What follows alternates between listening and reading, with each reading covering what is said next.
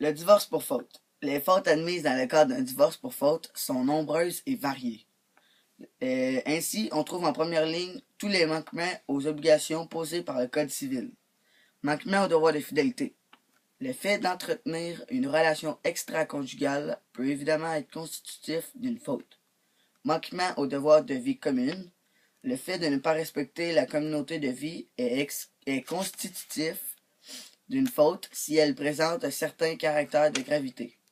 Ainsi, l'époux qui quitte le domicile conjugal en raison des violences exercées par son conjoint ne commet pas de faute. La cohabitation s'entend également de la communauté de lit. Les époux doivent entretenir des rapports sexuels. Le fait pour un époux de systématiquement se refuser à l'autre ou au contraire d'être trop gourmand peut constituer d'une faute.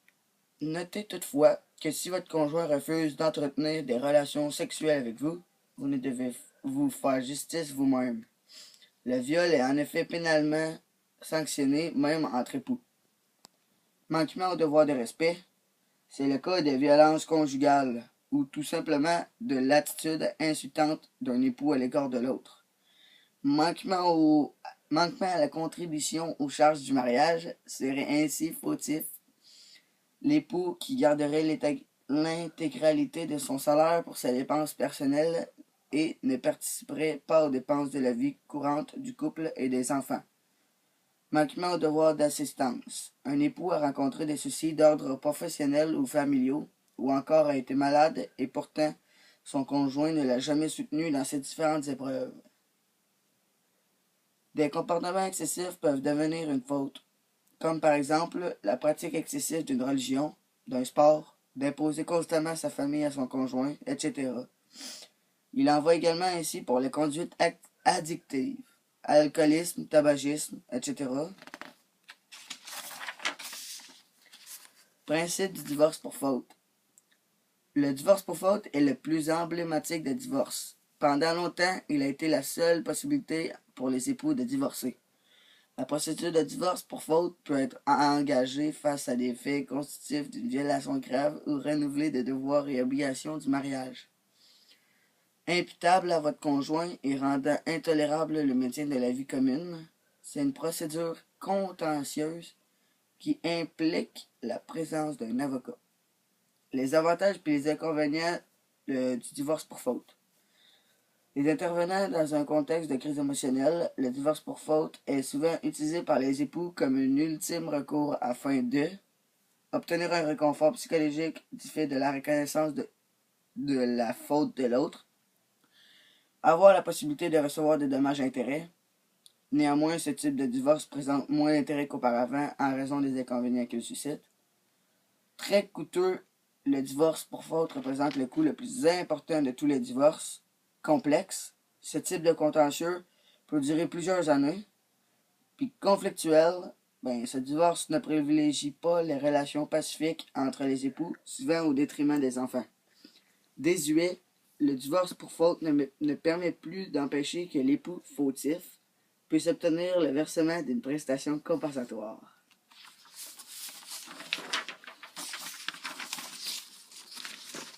Le divorce pour altération définitive du lien conjugal.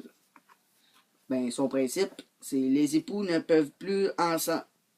Les époux ne vivent plus ensemble depuis plusieurs années, mais ne s'entendent pas sur la nécessité de divorcer. L'un des époux peut imposer à l'autre une demande en divorce pour altération définitive du lien conjugal, principalement fondée sur la rupture de la vie commune. C'est le cas de divorce qui introduit le plus de changements dans le droit français du divorce et qui devrait largement se développer dans les prochaines années. L'altération du lien conjugal résulte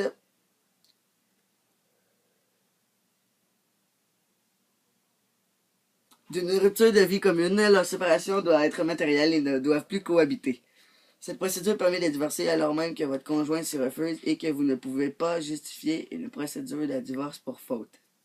La preuve de la séparation et de sa durée peuvent être faites par tout moyen.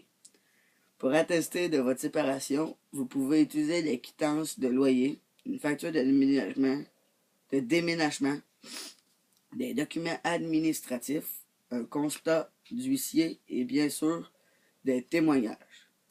Les avantages et les inconvénients du divorce pour altération définitive du lien conjugal.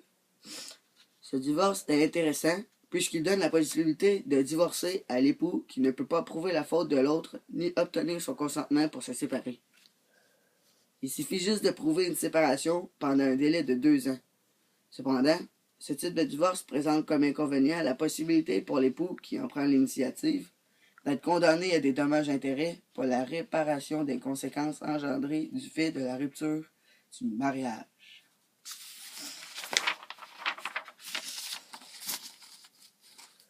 Le divorce, je change de divorce, le divorce dit accepté. Le principe du divorce dit accepté. Contrairement au divorce dit pour altération définitive du lien conjugal, les époux s'entendent ici sur le principe du divorce, mais pas sur ses conséquences. Les époux peuvent accepter le divorce à tout moment de la procédure, mais la rétraction est impossible. Le divorce accepté entre dans un tronc commun procédural qui concerne tous les divorces à l'acceptation du divorce par consentement mutuel. La procédure débute par le dépôt de la requête initiale, suivie d'une tentative de conciliation. La requête initiale peut être présentée par l'un ou l'autre des époux, ou les deux. Cette requête n'a pas à indiquer le motif du divorce. Les avantages et les inconvénients du divorce accepté. En premier lieu, très utilisé. Ce type de divorce présente des avantages certains. Simple. Les époux peuvent se mettre d'accord sur le principe du divorce sans être obligés de se mettre d'accord sur les conséquences de celui-ci. Neutre. Il permet aux époux de divorcer sans avoir à raconter les raisons de la séparation et sans avoir à justifier d'une quelconque durée de sa séparation. Pratique. Cette procédure de divorce peut être utilisée à tout moment, même si une procédure de divorce pour faute ou par consentement mutuel a été initialement engagée. Pour autant, le divorce accepté présente quelques inconvénients. Coûteux. Les époux ont l'obligation de prendre chacun un avocat. Rigide. Une fois qu'un époux a consenti au principe du divorce, il ne peut plus révoquer son consentement. Long. Ce type de divorce peut durer pendant une période de 7 à 9 mois.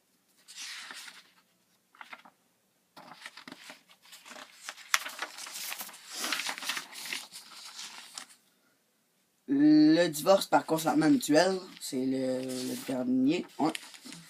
Le principe du divorce par consentement mutuel, il suppose que les époux s'entendent sur la rupture du mariage et sur ses conséquences. C'est la seule cause de divorce où les époux règlent l'intégralité des effets de leur divorce. Cette procédure est interdite lorsqu'un des époux se trouve placé sous un régime de protection comme une tutelle ou une curatelle. Tout est réglé par la convention rédigée par les époux. Le juge doit seulement vérifier qu'elle ne nuit pas aux intérêts d'un des époux ou des enfants. Le couple devra obligatoirement établir avec le concours du ou des avocats une convention de divorce portant un règlement complet des conséquences du divorce entre eux et à l'égard de leur enfant. Entre eux et à l'égard de leur enfant. Les avantages et les inconvénients du divorce par consentement mutuel. Le divorce par consentement mutuel séduit de nombreux couples en raison des avantages qu'il procure. Il est rapide. Ce type de divorce privilégie une seule comparution devant le juge, les délais des procédures de divorce. Peu onéreux, les époux ont la possibilité de se faire représenter par le même avocat et éviter ainsi des frais d'huissier liés à la délivrance d'une assignation ou d'un jugement à son conjoint. Permettant une grande liberté, les époux peuvent organiser la liquidation de leur régime matrimonial et le versement d'une éventuelle prestation compensatoire au mieux de leur intérêt. Cependant, ce type de divorce présente aussi des inconvénients. Si les époux bénéficient d'une grande liberté dans l'aménagement des conséquences de leur séparation. Ils n'ont pas le droit à l'erreur, puisqu'une fois la convention homologuée, c'est-à-dire validée par le juge aux affaires familiales, ils ne peuvent revenir sur cette disposition, hormis celle concernant les enfants. De même, si la procédure apparaît rapide, elle n'en est pas moindre alourdie par le fait qu'il en pratique obligatoirement d'avoir liquidé les régimes matrimoniaux avant même la procédure du divorce. Donc, c'était les causes du divorce, les 4.